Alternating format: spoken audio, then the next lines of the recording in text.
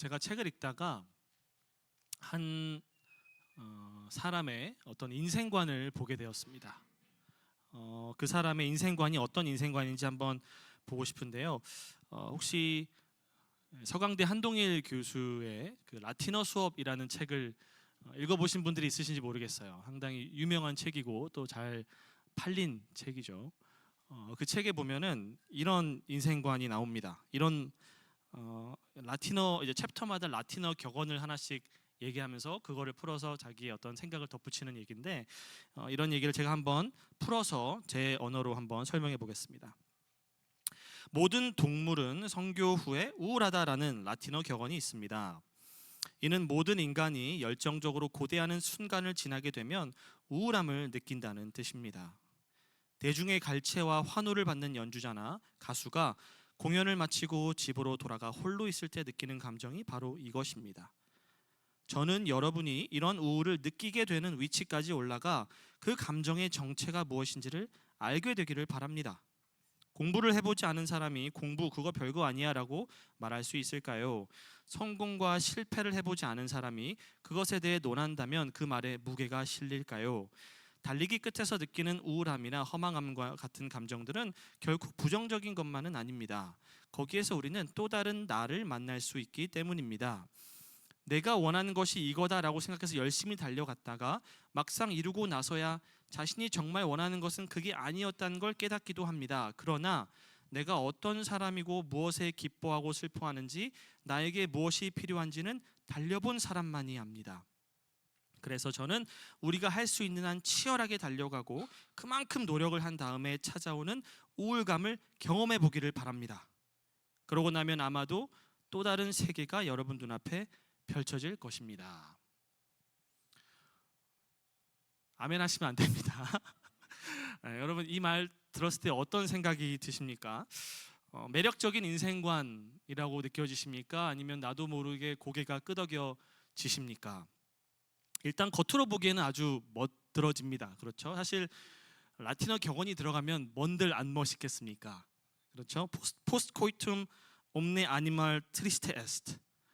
별로 뭐 사실 어려운 라틴어 문장은 아닙니다만 뭐든지 라틴어로 표현하면 무게가 있어 보입니다. 그렇죠? 그리고 워낙 베스트셀러이기도 하고 또 서강대에서 인문학부에서 그 수업이 수강 신청을 할 수가 없어서 학생들의 수업을 못 들었을 만큼 대인기를 끌었던 수업이고 그러니까 많은 사람들이 공감했다는 얘기겠죠. 그리고 그만큼 맞는 말 아닌가? 멋진 말 같은데 라는 생각이 들 수 있습니다. 그런데 그럼에도 불구하고 우리는 한번 질문을 해 보았으면 좋겠습니다. 과연 방금 제가 읽어드린 이 인생관 어쨌든 치열하게 살아서 그 우울감을 느껴보자, 그 허망함을 느껴보자 라고 하는 인생관이 과연 성경적 인생관이고 이렇게 인생을 살아도 괜찮은지 우리는 한번 생각해 보면 좋겠습니다. 왜 이 저자는 실패를 해보기 전에는 실패를 논할 수 없다라고 이야기를 하는 것일까요? 사실 성공과 실패를 해보지 않은 사람은 그것에 논할 수 없고 성공과 실패를 해본 사람이 말하는 것만이 무게가 있다 이렇게 말을 한다면 사실 성공과 실패를 경험해보고 그 허망함을 경험해본 사람이 우리에게 해주는 말들을 우리는 그만큼 더 무게 있는 말로 받아들여야 하는 것이 아닐까요? 왜 그렇다면 이 저자는 그것을 경험한 사람들의 말을 무시하고 그래도 나는 한번 경험해보고 싶다. 그 허망함과 그 우울감을 경험해본 사람들이 말하는 것들을 다 무시하고 그래도 나는 한번 경험해보고 싶다. 이렇게 말하는 것일까요?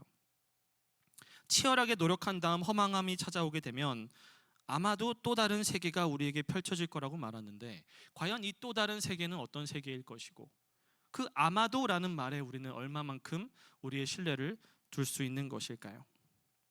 사실 라틴어 격언은 아니지만 우리나라 고유의 속담에도 이런 말이 있습니다.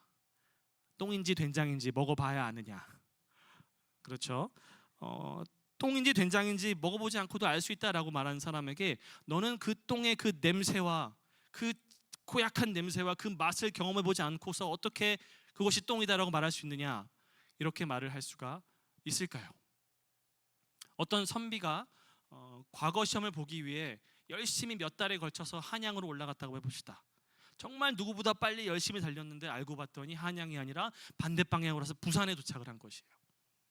그런 그 사람에게 그래도 너는 열심히 달렸고 열심히 치열하게 달렸고 그랬으니 그 허망함과 그 우울감은 괜찮다라고 말을 했을 수 있는 것일까요? 그렇게 말을 한다고 그 사람에게 어떤 위로가 될 수 있을까요? 다시 말해서 우리의 인생에서 무엇보다 가장 중요한 것은 방향이라는 사실을 우리가 간과할 수 있겠느냐는 것입니다. 이 저자는 내가 무엇을 정말로 원하는지, 내가 무엇이 정말 나를 기쁘게 하고 만족을 줄 수 있는지는 달려봐야만 한다, 이렇게 말을 합니다. 그런데 러시아의 대문호 레오 톨스토이라고 하는 사람은 이렇게 말을 합니다. 사람에게 허락되지 않은 한 가지가 있는데 그것은 사람이 진정으로 자신에게 필요한 것이 무엇인지를 아는 지식이다라고 말을 합니다. 사람은 자기에게 무엇이 진정으로 필요한지를 잘 알지 못합니다. 우리가 인생의 끝에서 우울감과 허망함을 맛보게 되면 내가 무언가를 깨닫게 되는 것이 아니라 무엇이 나에게 진정으로 만족과 충만을 주시는지를 발견하지 못한 것일 뿐이죠. 내가 진정으로 추구하고 원했던 것이 그것이 나에게 만족을 줄 수 없다는 사실만을 발견했다는 것입니다. 그런데 여러분, 성경은 뭐라고 말을 하죠? 성경은 우리가 정말로 우리에게 참된 만족과 기쁨과 평안을 줄 수 있는지를 알려면 딱 한 가지 방법밖에 없다고 말합니다. 그것은 바로 우리를 지으시고 창조하신 하나님께 여쭙는 것입니다. 하나님이 우리를 창조하셨고 그분이 온 세상을 다스리시고 오직 그분만이 우리의 삶의 이 공허함을 진정으로 채워줄 수 있는 것이 무엇인지를 아시기 때문에 하나님의 말씀을 우리의 삶의 방향으로 삼고 하나님의 말씀에 근거해서 우리의 인생관을 삼아야지만 우리가 인생의 끝에 찾아오는 그 우울감과 허망을 맛보는 것이 아니라 하나님 안에서 참된 만족을 맛볼 수 있다고 말을 한 것이죠. 그렇기 때문에 성경은 뭐라고 말합니까? 여호와를 아는 것이 지혜의 근본이다. 여호와를 아는 것이 지혜의 시작이다라고 말하는 겁니다. 인생의 여정의 시작은 방향을 아는 것에서 시작된다는 것입니다. 바른 방향으로 출발을 할 때야 비로소 지혜가 시작된다는 것이죠. 오늘 본문 말씀을 다시 한번 보겠습니다. 우리 29절과 30절을 같이 한번 읽어보겠습니다. 시작. 내 하나님 여호와께서 내가 들어가서 쫓아낼 그 민족들을 내 앞에서 멸절하시고 내가 그 땅을 차지하여 거기에 거주하게 하실 때에 너는 스스로 삼가 내 앞에서 멸망한 그들의 자취를 밟아 올무에 걸리지 말라. 또 그들의 신을 탐구하여 이르기를 이 민족들은 그 신들을 어떻게 섬겼는고 나도 그와 같이 하겠다 하지 말라. 아멘. 모세는 이스라엘 백성들에게 경고하고 있습니다. 너희가 이제 가나안 땅을 차지하게 될 것인데 하나님이 그 민족들을 쫓아내실 때에 너희는 그들의 신을 연구하고 탐구하지 말라. 그 땅의 민족들이 자기의 신들을 어떻게 섬겼는지를 연구하지 말고 더 나아가서 나도 그와 같이 하겠다라고 절대 말하지 말라라고 경고하고 있습니다. 왜 이스라엘 백성들은 그런 유혹을 느끼는 것일까요? 사실 어떻게 보면 너무나도 미련하게 보입니다. 하나님이 그들을 심판하셨고 그들의 신은 여호와 앞에서 아무것도 아니었음이 판명났음에도 불구하고 이스라엘 백성들은 여전히 이방 신들을 따라가고 싶은 유혹을 느끼는 것이 우리가 보기엔 너무나도 미련해 보일 수 있습니다. 그런데 과연 우리는 그렇다면 다를까요? 과연 우리는 이스라엘 백성들과 다를까요? 사실 우리도 이 세상의 문화와 가치관을 열심히 연구하고 탐구하고 배우고 답습하고 있지는 않습니까? 우리도 우리 주변의 세상의 주류와 이 세상에 흘러가는 방향성을 보면서 너무나도 멋진 인생이다, 너무나도 좋아 보인다, 나도 저렇게 되고 싶다, 나도 저렇게 살고 싶다라고 말하면서 이 세상의 신을 연구하고 배우고 나의 신으로 삼고 있지는 않습니까? 우리가 그런 유혹을 느끼는 이유는 아마도 이 세상 사람들이 가지고 있는 우선순위와 방향성이 우리 마음속에 있는 것과 그렇게 다르지 않기 때문일 것입니다. 그래서 저는 오늘 우리가 함께 좀 경계해야 될 이 세상의 신, 이 세상의 가치관 두 가지를 좀 생각해 보고 싶습니다. 먼저 첫 번째로 물질주의입니다. 제가 예전에 어떤 기독교인 저자가 쓴 경제 관련 서적을 읽은 적이 있습니다. 제가 이 재테크나 이런 거 뭐 개인 가정의 경계 이런 걸 전혀 몰라서 좀 배워보고 싶다.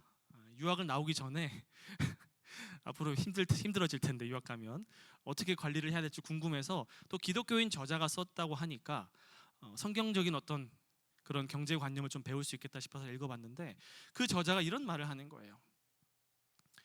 우리 인생의 최우선 목표를 경제적 독립으로 삼아라. 경제적 독립을 이 저자가 어떻게 규정을 하냐면 불로소득이죠. 쉽게 말해서 어떤 경제적인 안정망, 세이프티 네트워크를 구축해서 내가 살다 보면 어떤 일이 나한테 일어날지 모르는데 내가 다칠 수도 있고 내가 뭐 병에 걸릴 수도 있고 일을 못하게 되는 일이 발생할 수도 있는데 그때 나를 지탱해주고 나를 살려줄 수 있는 경제적인 안정망들, 내가 일을 못해도 들어올 수 있는 수입원들을 만들어서 경제적인 독립을 이루는 것이 우리 삶의 최우선 목표가 되어야 한다라고 말을 하는 것이에요. 저는 그걸 보면서 사실 좀 많이 놀랐습니다. 이게 기독교인 저자가 할 수 있는 말인가? 깜짝 놀랐습니다. 여러분 누가복음 12장을 보면은 예수님이 한 비유가 나오죠. 거기에 보면 한 부자의 비유가 나옵니다. 그 부자가 그 해에 너무나도 소득이 많고 풍성해지니까 곳간에 다 쌓아도 창고에 자리가 부족한 거예요. 그래서 그 부자가 예수님의 비유에 나오는 그 부자가 곳간을 더 짓습니다. 곳간을 더 많이 짓고 가득가득 여러 해 동안 먹을 걸 쌓아놓고 이렇게 말을 합니다. 내 영혼아 여러 해 쓸 물건을 많이 쌓아두었으니 평안히 쉬고 먹고 마시고 즐거워하자. 쉽게 말해서 오늘날 말로 말하면 경제적 독립을 이룬 것이에요. 여러 해의 일을 안 해도 먹고 살 수 있는 준비가 된 것이죠. 그런데 예수님께서 뭐라고 말씀하십니까? 누가복음 12장 21절에 보면 하나님은 이르시되 어리석은 자여 오늘 밤에 내 영혼을 도로 찾으리니 그러면 내 준비한 것이 누구의 것이 되겠느냐. 그러면서 뭐라고 말씀하시냐면 하나님께 부요하지 않고 세상을 향하여 부요한 자가 이렇다라고 말씀을 하십니다. 예전에 제가 친하게 지내던 한 젊은 부부가 있었습니다. 그 부부가 결혼을 하고 이제 만나서 이야기를 하는데 이런 얘기를 하는 거예요. 우리는 내 집 마련이 최우선 목표이기 때문에 내 집을 마련하기 전까지는 아이를 갖지 않을 생각입니다. 그러는 거예요. 그래서 저는 좀 깜짝 놀랐습니다. 그렇게 생각하고 있었는지 몰랐거든요. 근데 그 얘기를 들었을 때 물론 그것도 하나의 어떤 자기의 계획이 될 수 있고 뭐 그럴 수 있죠. 자기의 계획일 수 있는데 내 집 마련이 과연 우리의 그리스도인의 삶의 최우선순위가 돼야 할까? 내 집 마련이 경제적 독립이 그리스도인의 인생관이 되어야 할까? 그것이 나의 삶의 궁극적인 최우선적인 목표가 되어야 할까라고 생각했을 때 아니라는 생각이 들었습니다. 물론 경제적 안전망 좋죠. 그리고 불로소득도 너무 좋습니다. 저도 누가 좀 그렇게 줬으면 좋겠고 내 집 마련도 언젠가 제가 죽기 전에 해봤으면 좋겠습니다. 그런데 그거는 우리가 하나님 안에서 누릴 때 그게 복이 되는 것이죠. 그것이 우리의 인생의 목표가 될 수는 없는 것이에요. 그리스도인은 하나님이 뭐라고 말씀하시죠? 너는 내 피로 산 내 백성이다 라고 말씀하시는 하나님의 백성인데 우리의 삶의 목표가 세상 사람들의 삶의 목표와 똑같아서야 되겠느냐는 것입니다. 세상 사람들은 만몬을 재물을 자기의 신으로 삼고 내 집 마련을 우선으로 삼고 경제적 독립을 나의 삶의 최우선순위를 목표로 살아가며 달리지만 우리 그리스도인이 그걸 보면서 너무나도 멋진 인생이다, 나도 저렇게 해야겠다라고 그들과 함께 그 길을 달려가서야 되겠느냐는 것이죠. 여러분 누가 우리에게 내 집 마련 경제적 독립이 최우선순위라고 말을 해줬습니까? 하나님이 우리에게 그렇게 알려주셨습니까? 예수님이 그렇게 우리에게 말씀해 주셨습니까? 아닙니다. 세상을 우리가 연구하고 배운 것입니다. 세상의 신을 우리가 보고 너무나도 멋진 인생이다, 나도 그렇게 해야겠다라고 우리가 세상으로부터 배운 것이죠. 두 번째 가치는, 첫 번째는 물질주의였고 두 번째는 자녀 교육을 좀 이야기를 해보고 싶습니다. 여기 중에 자녀를 가지신 부모님들도 참 많고 또 미래 부모가 되실 분들도 많으신데 제 경험을 좀 말씀을 드리면 제가 한국에서 교회를 섬길 때 모르겠습니다. 한국에 있는 많은 교회들이 수능 시기가 되면 수능 기도회라는 걸 합니다. 혹시 여러분도 아시나요? 수능 기도회라는 걸 하게 되는데 그때 제가 물론 교회에서는 그것이 절대 기복적인 기도가 되지 않도록 열심히 이제 가르치고 준비를 합니다. 그래서 기도를 인도하시는 분들도 목사님들이 여러분들의 어떤 자녀들의 대학 성적을 위해 기도하기보다 그들의 신앙을 위해서 기도하고 또 그들이 좋은 대학에 들어간 것만이 아니라 하나님을 늘 예배하는, 대학에 들어갔어도 하나님을 예배하고 그 신앙을 잃지 않도록 기도하라고 계속해서 이렇게 지도를 해주고 가이드를 해줍니다. 그런데 제가 묻고 싶은 거는 과연 그렇게 배운 대로 기도하는 부모님들이 얼마나 될까라는 생각을 좀 해보았습니다. 제가 그날 그 교회 예배당을 지나면서 정말 그 많은 부모님들의 그 정말 눈물의 그 절규, 주여 하면서 자기의 자녀들을 위해 기도하는 모습을 보면서 두 가지 생각이 들었습니다. 하나는 너무 마음이 뭉클했어요. 자녀들을 위해서 저렇게 눈물로 기도하시는 부모님들의 마음을 보면서 한편으로는 마음이 너무 뭉클했고 그분의 사랑이 느껴졌습니다. 그런데 또 한편으로는 왜 수능 시기만 되면 저렇게 간절하게 부르짖는 분들이 많아질까라는 생각이 들었습니다. 자녀들의 신앙을 위해서 평소에 우리가 기도할 수 있고 평소에도 기도회가들이 있는데 그때는 늘 이렇게 빈자리들이 있는데 수능 시기만 되면 교회가 가득 차고 그렇게 많은 분들이 간절히 기도하는 것을 보면서 과연 주님은 저 기도를 어떻게 받으실까라고 하는 생각이 들었습니다. 물론 그 중에는 정말 진실한 마음으로 주님이 가르쳐 주신 기도를 하는 분들도 있었을 겁니다. 그런 분들은 어떤 분입니까? 단순히 자녀의 어떤 대학 성적, 좋은 입시를 위해 기도하는 것이 아니라 정말로 이 자녀들의 삶을 통해서 하나님의 이름이 높임을 받으시고 주의 뜻이 하늘에서 이루어지고 땅에서도 이루어지고 하나님의 이름의 영광을 받으시기를 위해서 간절히 기도하는 분들이 아마 그런 부모님들일 것입니다. 그리고 그런 부모님들은 아마 평소에도 열심히 기도회에 나오실 거예요. 자녀들을 위해서 열심히 기도하실 겁니다. 그런데 세상이 가르쳐준 기도를 하는 분들도 있을 수 있겠죠. 그런 분들은 어떤 기도를 하고 있을까요? 세상 사람들이 이 그릇에 물 떠놓고 비나이다 비나이다 하는 거랑 다르지 않습니다. 우리 가족 평안하게 해주시고 우리의 자녀들 좋은 대학 가게 해주시고 고액 연봉 받으면서 아무 어려움 없이 편안하게 살기를 기도하시는 그런 분들의 기도는 사실 주님이 가르쳐 주신 기도가 아니라 세상이 가르쳐 준 기도에 더 가깝지 않을까. 그리고 과연 그렇게 기도했을 때 자녀들이 설령 혹시라도 대학 입시에 실패하거나 좋은 점수를 못 받았을 때 그분들은 하나님을 원망하지는 않을까, 그런 생각이 들었습니다. 저는 이제 대학부 사역자였기 때문에 직접적으로 경험한 건 아니지만 중고등부 사역자들 분들의 말들을 들어보면 그런 일들도 많이 있다고 해요. 열심히 교회에서 수련회를 준비를 합니다. 자녀들이 정말 이른 나이에 하나님을 만나고 정말 그 신앙이 생기고 자리 잡히고 정말 하나님의 영광을 위하여 살아갈 수 있도록 열심히 수련회를 준비하는데 자녀들이, 그 학생들이 부모님이 허락을 안 해줘서 못 오는 경우들이 있어요. 지금은 공부할 때니까, 지금은 학원 다녀야 될 때니까 수련회는 교회 활동은 나중에 대학 가서 해라. 근데 그렇게 말씀하시는 부모님들을 보면은 교회 집사님, 장로님, 권사님들이라는 거예요. 그리고 나서 그 자녀들이 대학에 가고 나면 부모품을 떠나서 스스로 교회를 가야 되는데 교회를 안 가고 돌아가지 않는 자녀들이 많이 있다는 것이죠.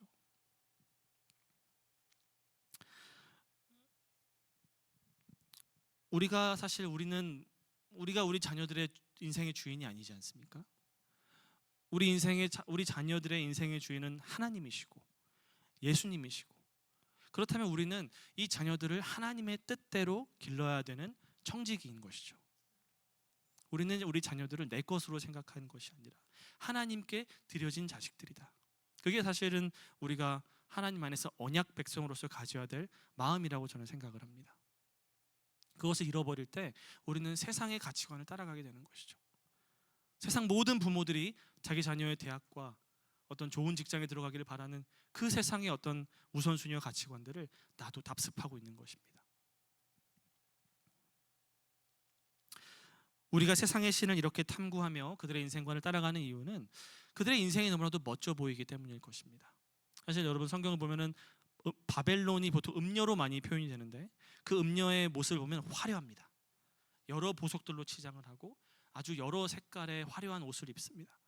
그 세상이 너무나도 화려해 보이기 때문에, 너무나도 멋져 보이기 때문에, 그리고 그 삶을 따라가면 내가 안정된 삶을 살 수 있을 것처럼 보이기 때문에 우리는 그것에 유혹을 느낍니다. 마치 이스라엘 백성들이 가나안 땅에 정착하면서 유목민들이었던 그들이 농경 사회로 접어들게 되면서 이 가나안의 그 비와 풍요의 신인 바알을 섬기고자 하는 유혹을 느꼈던 것처럼 하나님만으로는 안 되겠다. 하나님만으로는 위험하겠다. 우리가 하나님께만 올인했다가는 우리가 다 잃어버릴 수도 있으니 여러 신들, 이 어떤 안정망들, 이 세상의 신들도 함께 섬기자. 하나님만 의지하기보다는 재물도 의지하자. 그러다가 우리가 어떻게 됩니까? 세속적인 그리스도인이라는 성립 불가능한 그런 개념이 탄생하게 되는 것이죠. 세상적인 그리스도인. 그런데 우리 주님께서는 이렇게 말씀하십니다. 요한복음 4장 13절과 14절 한번 같이 읽겠습니다. 시작. 예수께서 대답하여 이르시되 이 물을 마시는 자마다 다시 목마르려니와 내가 주는 물을 마시는 자는 영원히 목마르지 아니하리니 내가 주는 물은 그 속에서 영생하도록 솟아나는 샘물이 되리라. 요한복음 6장 35절도 같이 읽습니다. 예수께서 이르시되 나는 생명의 떡이니 내게 오는 자는 결코 줄이지 아니할 터이요 나를 믿는 자는 영원히 목마르지 아니하리라. 아멘. 여러분 믿으십니까? 이 저자, 라틴어 수업의 저자는 모든 동물, 모든 인간은 결국에는 허망함을 느낀다라고 하는 전제를 가지고 말을 했습니다. 그런데 성경은 이렇게 말합니다. 그것이 사실이 아니라고. 사람들이 허망함과 우울감을 느끼는 이유는 그들이 잘못된 신을 섬겼기 때문이라고. 진정한 하나님, 예수 그리스도를 믿고 따르는 그 삶에는 결코 목마름과 배고픔이 없다라고 성경은 우리에게 약속해 주고 있습니다. 여러분, 사람들이 어떤 예를 들어서 아까 가수나 어떤 연주자 이야기를 했었는데, 가수가 공연을 하고 연주자가 공연을 하고 집으로 돌아갔을 때 허망함을 느끼는 경우들이 있죠. 그리고 어떤 비즈니스맨, 어떤 사업가들이 성공하고 나서 허망함을 느끼는 경우도 있습니다. 그런데 여러분, 그것은 삶의 목표를 어떤 내가 성취해야 될 목표로 삼고 달려갈 때 그런 일이 일어날 수 있어요. achievement죠.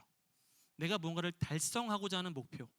그 목표를 달성하고 나면 이제는 더 이상 목표가 없기 때문에 허망함을 느끼는 것이에요. 그런데 우리가 주님을 추구하는 삶은 목표를 쫓아가는 삶이 아닙니다.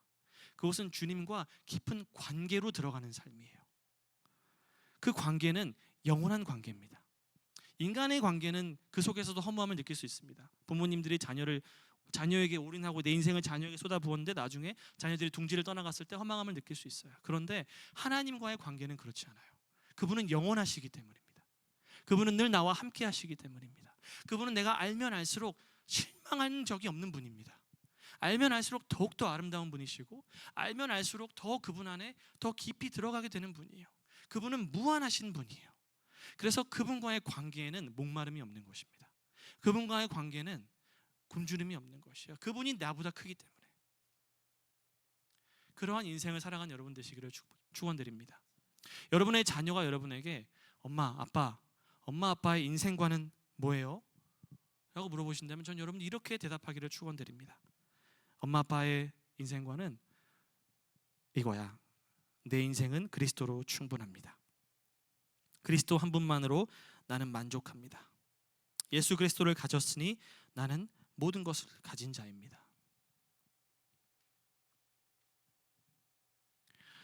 여러분에게 이러한 인생관이 여러분에게 있기를 간절히 소망합니다.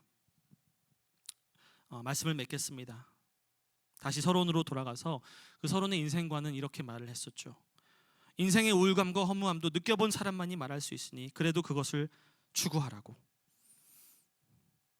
그런 인생관을 향하여 우리와 우리의 자녀들은 이렇게 말을 해야 됩니다. 참된 만족은 오직 예수 안에 있으니 나는 예수만 따를 것입니다. 여러분, 이것이 여러분의 그리고 저와 우리 모두의 인생관이 되기를 바랍니다. 세상의 신을 배우고 답습하고 그것을 추구하여 허망함과 우울감을 맛보는 삶이 아니라 성경이 우리에게 준 길, 그 길을 따라서 우리에게 참된 만족을 줄 수 있는 딱 한 분, 그분이 우리의 인생의 목표와 가치가 되기를 주님의 이름으로 축원드립니다. 함께 기도하겠습니다.